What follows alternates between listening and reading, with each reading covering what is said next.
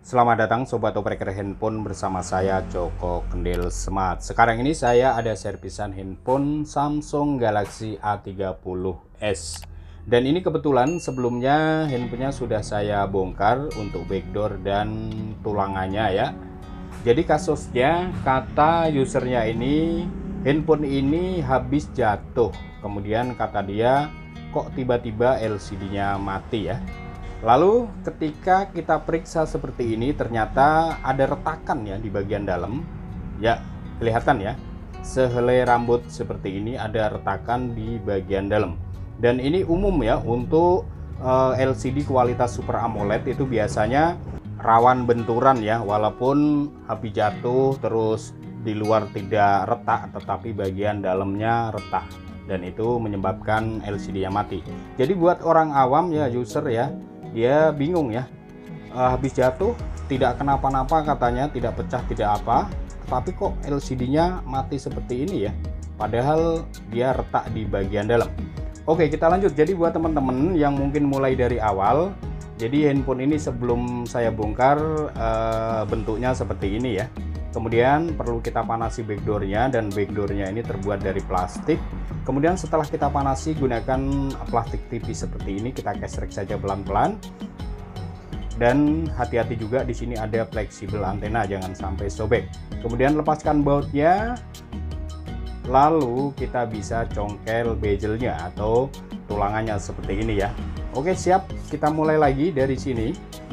Langkah selanjutnya kita bisa lepaskan soket baterai, fleksibel ini juga harus kita lepaskan ya. Lanjut kita akan lepaskan LCD-nya. Nah, ini untuk soket fleksibel dari LCD-nya ini, di sini ada lemnya ya, semacam double tip seperti ini. Kita congkel saja dulu. Dan kemudian selanjutnya bisa kita buka LCD-nya ya. Jadi sekali lagi ya, untuk LCD Super AMOLED itu dia rawan benturan akibat jatuh saja, walaupun dari luar itu tidak retak tetapi biasanya retak bagian dalam. Walaupun sehelai rambut itu menyebabkan LCD-nya ini bisa mati. Oke, untuk membongkar LCD pada handphone Super AMOLED ini agak lumayan susah ya. Di sini kita harus panasi. Memang di sini kita tidak ada risiko ya, karena memang LCD yang kita bongkar ini sudah rusak dan harus kita mau kita ganti ya, jadi tidak ada risiko. Tetapi di sini saya biasanya seperti ini, saya main aman saja. Walaupun LCD ini sudah mati ya, sekurang-kurangnya kita pelan-pelan melepasnya agar retakannya itu tidak tambah banyak atau tidak mengakibatkan retak yang di bagian luar. Alasannya sebenarnya seperti ini ya, jadi kita juga menjaga konsumen ya, kan ada biasanya user itu yang menanyakan bekas LCD yang lama mana, jadi kita bisa kasih ke dia ya. Ini sudah kita ganti, untuk LCD yang lama ini bisa kita serahkan sama usernya ya. Jadi ya, walaupun ini bagian dalam retak ya, sekurang-kurangnya untuk bagian luarnya jangan sampai retak, jadi masih utuh untuk bagian luarnya. Ketika user menanyakan bekasnya nanti bisa kita kasihkan sama dia ya. Jadi kalau saya seperti itu ya. Kalau buat teman-teman yang mungkin mau main kasar saja, biarkan LCD-nya ini hancur ya, terserah, tidak masalah. Nah, ini walaupun kita hati-hati, tetap bagian dalam retakannya tambah ya, tetapi sekurang-kurangnya untuk gelas luarnya ini tidak ikut retak. Jadi sekali lagi ya, LCD Super AMOLED itu bagian dalamnya itu ada lemnya ya, biasanya bentuk O atau bentuk U seperti itu ya. Bagian tengahnya itu ada semacam double tip lem yang lumayan lengket ya. Oke, kita selesaikan dulu untuk proses melepas LCD-nya. Ya. Jadi di sini kita akan belajar mengganti LCD, dan ini nanti yang akan kita gantikan adalah kualitas OLED ya, sesuai permintaan usernya. Dia minta yang OLED, agar nanti pinjer sidik jarinya ini bisa on ya, atau bisa berfungsi. Oke, ini kita sabar saja ya, buat teman-teman simak saja, buat teman-teman pemula khususnya ya. Jadi cara pengerjaannya seperti ini. Nah, ini LCD memang sudah bertambah retakannya ya, tetapi di bagian dalam. Untuk gelasnya ini masih aman ya, jadi bagian luarnya ini masih aman, tidak ada retakan. Nah, ini dia ya, ada lemnya bagian tengah ini yang mengakibatkan lumayan susah untuk membongkarnya. Oke, di sini bisa lihat untuk LCD-nya bagian sini ini kan letak dari sensor pinjer ya. Di sini ini ada semacam lubang, bukan lubang ya, jadi semacam transparan bulat seperti ini. Dan ini yang apa namanya? Dia di bagian bawahnya itu ada sensor ya. Dan itu yang membuat LCD ini sensornya bisa berfungsi. Oke, kemudian kita bisa apa namanya, bersihkan ya, ada sisa-sisa lem sedikit ini bisa kita bersihkan seperti ini ya, sedikit saja ini agar memang kita butuh di sini ini rapi ya, agar nanti bisa kita pasang LCD-nya itu bisa presisi ya. Oke ya, kita skip dulu sebentar.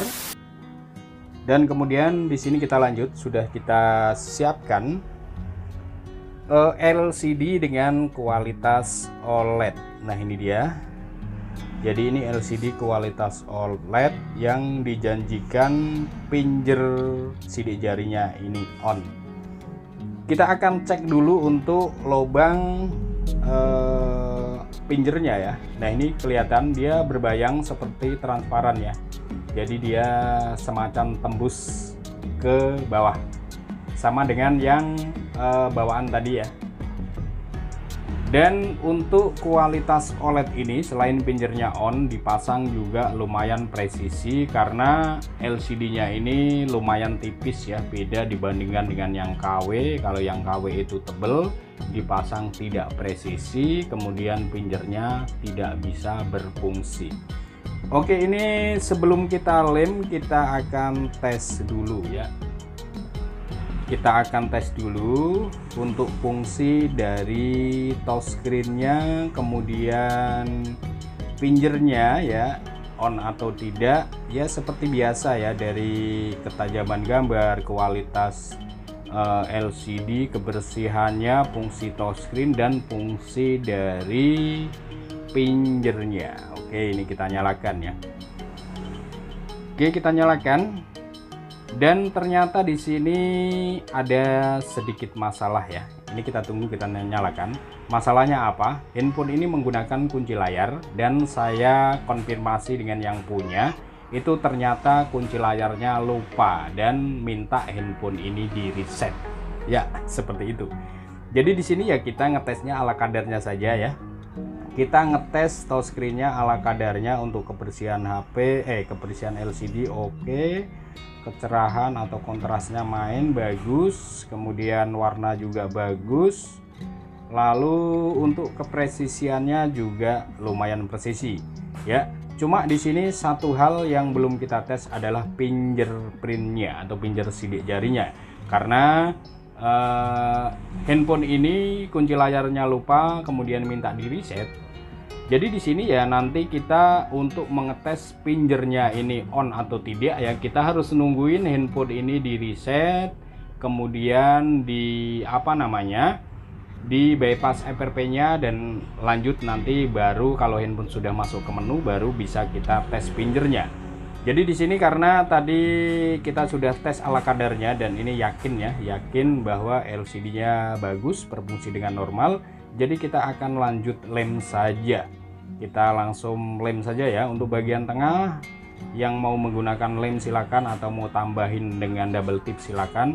Kalau saya tidak usah ya, saya cukup mengelem bagian pinggirannya saja, biasanya sudah kuat ya untuk lemnya. Nah, ini untuk segelnya sudah kita sobek dan otomatis untuk garansi sudah tidak ada ya kalau sudah kita sobek seperti ini. Oke, kemudian kita lanjut pasang saja ya. Kita lanjut pasang saja dan nanti kita ikat dan kita keringkan ya. Oke. Nah, di sini baru bisa kita lihat kalau LCD OLED itu dipasang presisi banget ya. Kayak Super AMOLED, kayak kualitas Super AMOLED ya. Oke, seperti biasa untuk lem yang belepotan, sisa-sisanya ini bisa kita bersihkan seperti ini ya, agar nanti kalau kering itu tidak terlalu kotor ya. Tidak.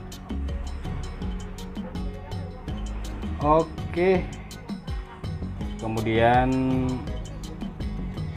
ini kita bisa pasang, fleksibelnya juga bisa kita pasang ya.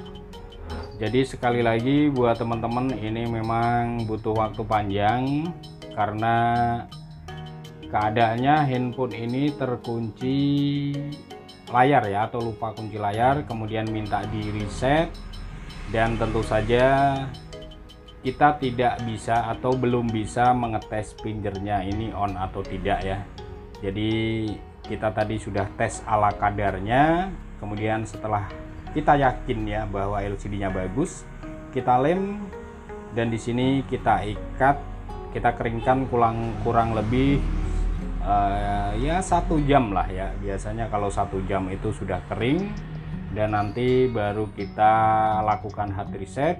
Kalau terkunci akun Google-nya, kita akan bypass akun Google-nya, dan setelah handphone bisa masuk ke halaman menu, nanti baru kita bisa tes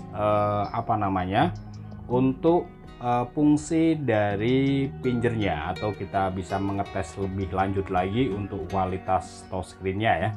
Oke, kita skip dulu di sini. A few moments later. Dan ini setelah kita melalui proses perjalanan yang panjang ya.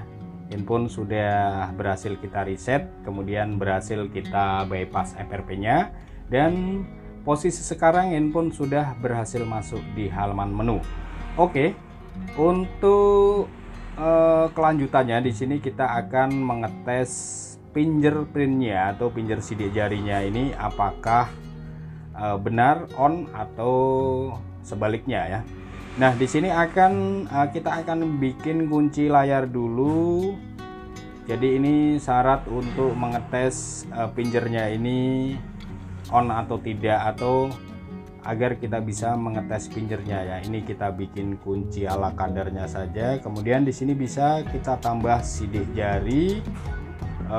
Ini kok ke sini. Nah, ini kita bisa tambah sidik jari, kemudian gesekkan polanya. Lalu di sini kita bisa tes ya, tes pinjer sidik jarinya. Sebentar, ini kok seperti ini. Nah, ini dia ya, bisa kelihatan ya, yang kalau kita sentuh itu menyala hijau. Nah, ini, dan kemudian di atas ada persentase berapa persennya ya untuk menyeting sidik jarinya ini. Nah, ini bisa dipastikan untuk pinjer sidik jarinya ini sudah on. Oke, di sini tidak perlu kita lanjutkan karena ini handphone punya orang ya. Jadi ini hanya sekedar mengetes bahwa di sini bisa kita pastikan pinjernya sudah on ya. Oke, kemudian apalagi untuk touchscreen-nya, apa perlu kita cek lagi atau kita tes lagi ya. Di sini untuk gambarnya bagus ya, warnanya, ketajaman warnanya itu bagus ya, mendekati Super AMOLED ya. Dan untuk fungsi dari touchscreen-nya juga saya pastikan ini aman. Oke, sampai di sini. Kalau video ini bermanfaat buat teman-teman, silakan bantu kami subscribe dan like-nya. Kita akan ketemu di video selanjutnya, dan akhir kata salam operator handphone.